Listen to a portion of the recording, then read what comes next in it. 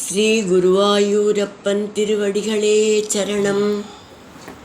இன்று 11வது தசகத்தை ஆரம்பிக்கிறோம். இந்த தசகத்திலிருந்து பாகவதத்தோட கதை பகுதிகள் ஆரம்பமாகின்றன. இது வரைக்கும் என்ன, பக்தி யோகம், அஷ்டாங்க யோகம், விராட் ஸ்வரூப வர்ணனை, பிரம்மாவோட பல வகை சிருஷ்டி முதலியவைகளை பற்றியெல்லாம் பார்த்தோம். இந்த தசகத்திலேருந்து ஹிரண்யாக்ஷன் ஹிரண்யகசிபோட தோற்றம், வராக அவதாரம், கபில அவதாரம் என வரிசையாக கதைகள் தொடங்குகின்றன. எல்லாத்தையும் வரிசையாக பார்த்து சந்தோஷமாக அனுபவிக்கலாம். இப்போ 11வது தசகத்தோட முதல் ஸ்லோகத்தை பார்க்கலாம். முதல்ல வார்த்தைகளை பிரித்து சொல்லலாம், பிறகு ஒவ்வொரு வரியும் சேர்த்து சொல்லலாம்.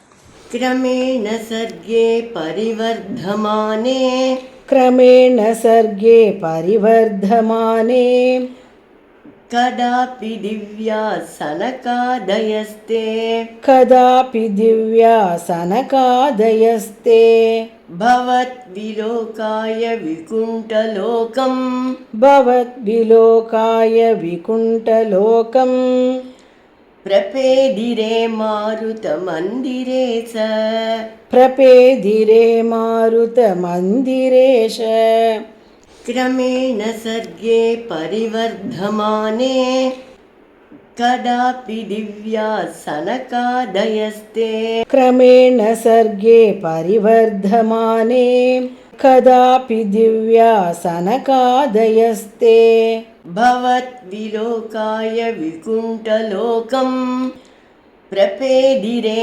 मारुतमन्दिरेश, भवद्विलोकाय विकुण्ठलोकम्, प्रपेदिरे मारुतमन्दिरेश. இப்போ நாம் இந்த ஸ்லோகத்தோட வார்த்தைகளை பிரித்து அர்த்தங்களை பார்க்கலாம்.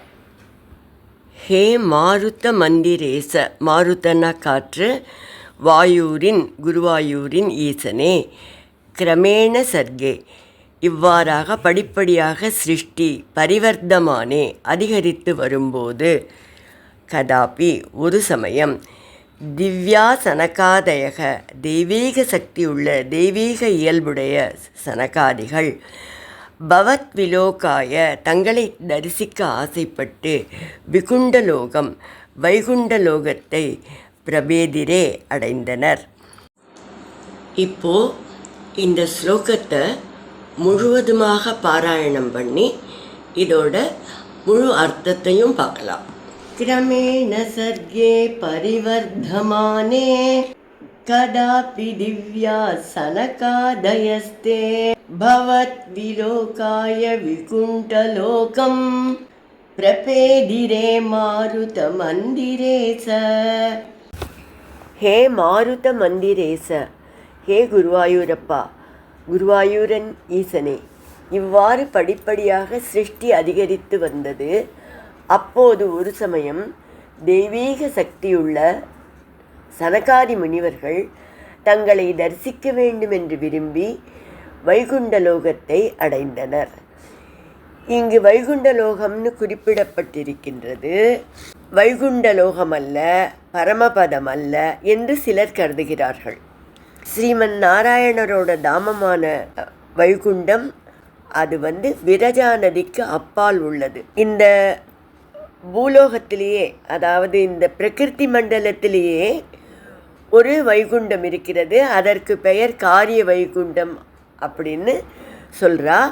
அது இந்த நம்மோட இந்த ஒரிஜினல் வைகுண்டத்தோட ஒரு ரெப்ளிகா அப்படின்னு சொல்கிறா. அதாவது ஒரிஜினல் வைகுண்டத்துக்கு அடைகிற அளவு யோக பலமோ பக்தி பிராப்தியோ இல்லை.